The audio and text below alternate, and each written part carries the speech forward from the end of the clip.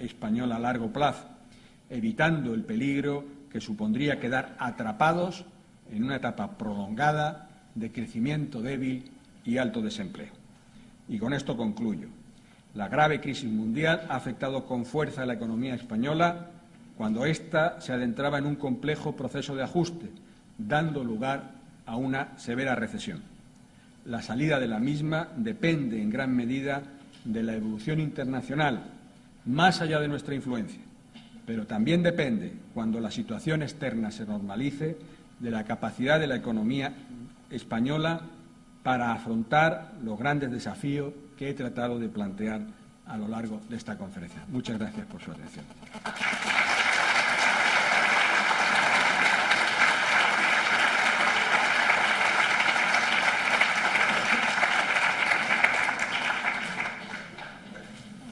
Muchísimas gracias por esta interesantísima, creo, y densa conferencia. Tenemos tiempo para 2 o 3 preguntas, entonces abrimos un turno de intervenciones si alguien quiere preguntar. Sí.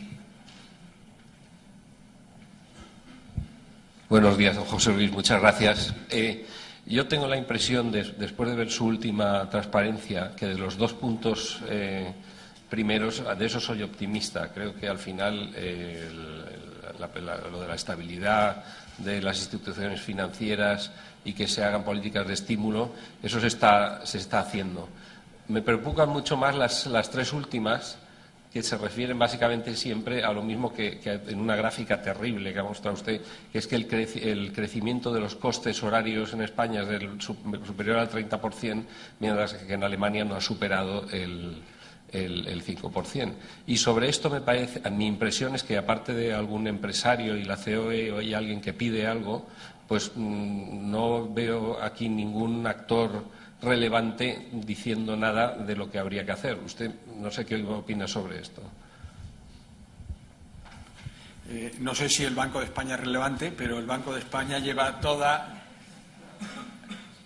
la, yo diría, la historia, porque desde que yo entré en el Banco de España, hace muchos años, yo entré en el Banco de España precisamente porque el entonces director del Servicio de Estudios, Luis Ángel Rojo, quería que en el Banco de España estudiásemos el problema del mercado de trabajo.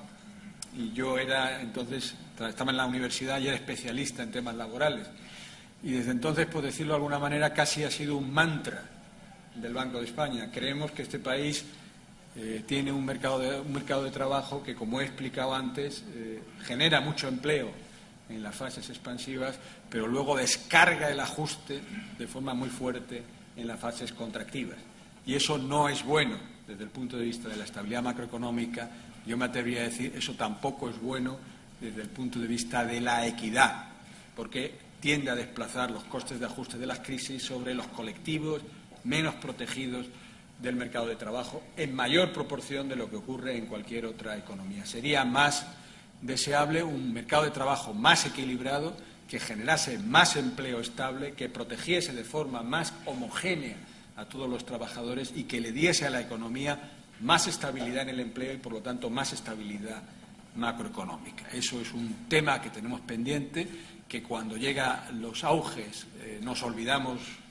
La sociedad tiende a olvidarse del problema, pero el problema aparece con mucha contundencia cuando a lo mejor es más difícil resolverlo, porque es cuando hay más tensión, pero cuando resulta más apremiante el abordarlo. De todas maneras, creo que en la sociedad hay otras instituciones que también han hablado de este problema y, aunque no se haya llegado a soluciones definitivas, es un tema que ha estado presente permanentemente en el diálogo social y en las negociaciones entre los agentes sociales. Es conocido nuestro punto de vista de que en este momento es un momento donde los temas del mercado de trabajo resultan inaplazables. Hay que hacer cosas. No corresponde al Banco de España decir qué es lo que hay que hacer, pero hay que abordar el problema, porque si no el crecimiento del desempleo puede ser muy rápido y puede tener efectos muy adversos para la salida posterior de la crisis.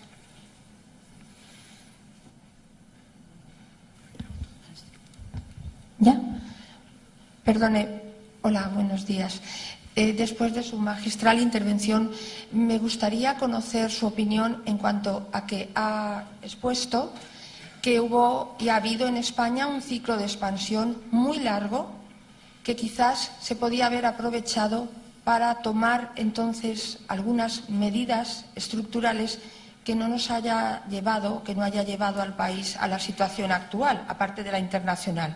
Entonces me gustaría saber quién debería de haber tomado esas medidas y si el Banco de España, aunque dio algunos avisos, es que no se le hizo caso. Gracias. Bien, desde un punto de vista de análisis, el quién es el culpable, pues quizá no tenga mucho, en otras esferas del debate, pues puede tener mucha importancia. Desde el punto de vista del análisis habría que remarcar algunas cosas.